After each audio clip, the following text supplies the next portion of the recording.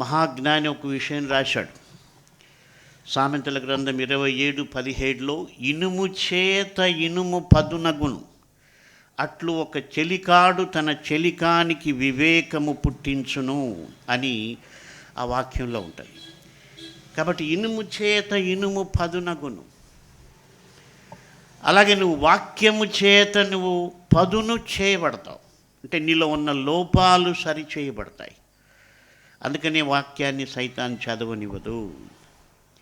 యేసు ప్రభు గురించి బాప్తిసం ఇచ్చి యోహాను ప్రవచనం చెప్పినాడు. ఏమన్నాడంటే, అరణ్యములో ఒక శబ్దం ఏమని వినిపించిందంటే, ఆయన వచ్చినప్పుడు ప్రతి పల్లము పూడ్చబడుతుంది, ప్రతి కొండ చదును చేయబడుతుంది, కరకు మార్గాలు నున్నవిగా చేయబడతాయి అని.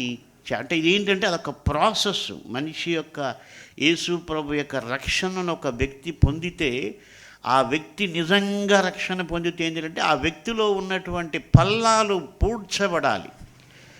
అంటే దేవుని వాక్యానికి బిలో ఉన్నటువంటి అభిప్రాయాలు, విషయాలు మార్చబడాలి.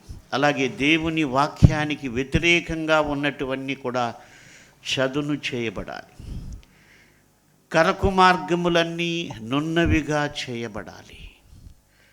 కాబట్టి అది ఆయన స్వరం విన్నప్పుడు జరిగేటువంటి ప్రక్రియ.